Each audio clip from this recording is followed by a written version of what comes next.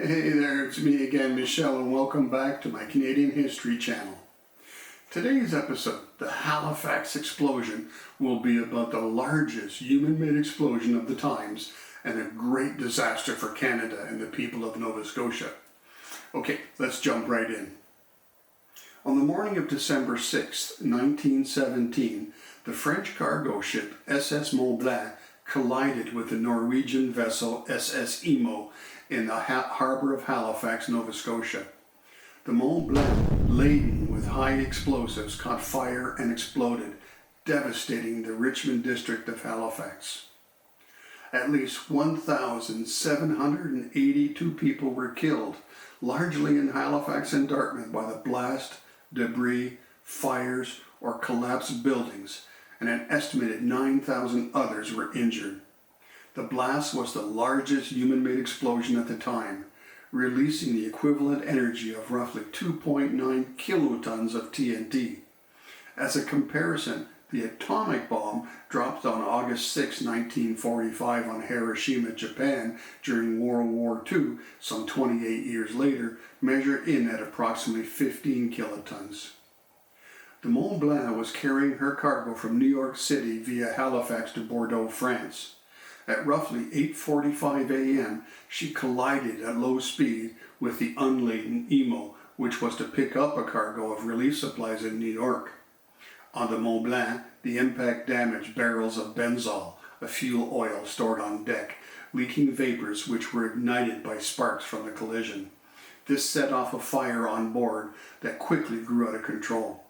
Approximately 20 minutes later, at 9:04 a.m., the Mont Blanc's load of high explosives ignited. The ship was completely blown apart, and a powerful blast wave radiated away from the explosion, initially at more than 1,000 meters per second.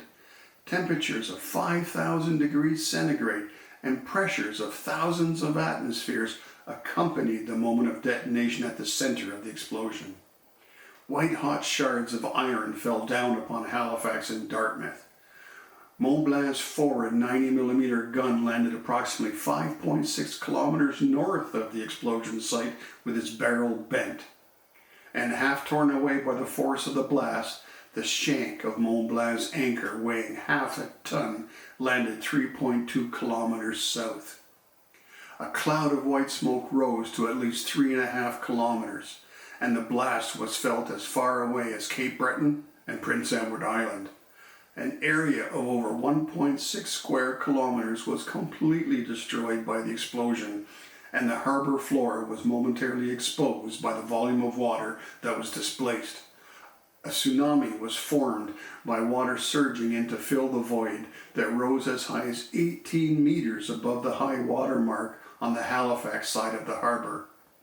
And the Imo was carried onto the shore at Dartmouth by the tsunami.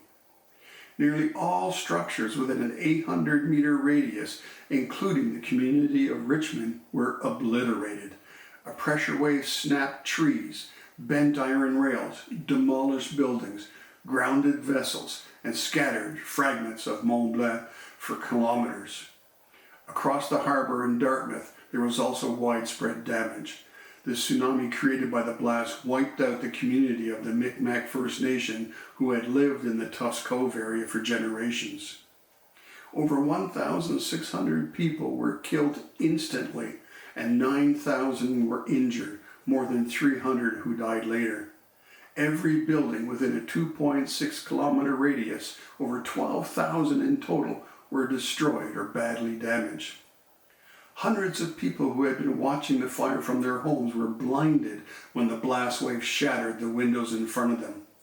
Overturned stoves and lamps started fires throughout Halifax, particularly in the North End, where entire city blocks burned, trapping residents inside their homes. Firefighter Billy Wells, who was thrown away from the explosion and had his clothes torn from his body, described the devastation survivors faced. The sight was awful, with people hanging out of windows dead, some with their heads missing, and some thrown onto the overhead telegraph wires. He was the only member of the 8-man crew of the fire engine Patricia to survive. And the death toll could have even been worse had it not been for the self-sacrifice of an intercolonial railway dispatcher, Patrick Coleman. Coleman operated out of the rail yard about 230 meters from Pier 6 where the explosion occurred. He and his co-worker, William Lovett, learned of the dangerous cargo aboard the burning Mont Blanc from a sailor and began to flee. Coleman then remembered that an incoming passenger train from St. John, New Brunswick was due to arrive at the rail yard within minutes. He returned to his post alone and continued to send out urgent telegraph messages to stop the train. One of his telegraph messages is kept at the Maritime Museum of the Atlantic and says, "Hold up the train. Ammunition ship afire in harbor, making for Pier 6 and will explode. Guess this will be my last message. Goodbye, boys." Coleman's message was responsible for bringing all incoming trains around Halifax to a halt. It was heard by other stations all along the intercolonial railway, helping railway officials to respond immediately. Passenger train number 10, the overnight train from St. John, is believed to have heeded the warning and stopped a safe distance from the blast at Rockingham, saving the lives of about 300 railway passengers. Coleman was killed at his post. Relief efforts began almost immediately and hospitals quickly became full. Rescue trains began arriving the day of the explosion from across Nova Scotia and New Brunswick, while other trains from central Canada and the northeastern United States were impeded by blizzards. Construction of temporary shelters to house the many people left homeless began soon after the disaster. The initial judicial inquiry found Mont Blanc to have been responsible for the disaster, but a later appeal determined that both ships were to blame. Well, that's it for the amazing and very scary story behind the Halifax explosion. Please stay tuned for the next episode, the Red River Rebellion, the Métis Rebellion that led to the creation of Manitoba. Now remember, at any time, feel free to leave comments or questions below, and I'll do my best to respond to them all. And please, be a true Canadian and be polite. And if you like this content, give this video a thumbs up and click that subscribe button below to see more. And remember, hit the bell if you'd like to be notified of any new content. Thanks everyone, and have a great day.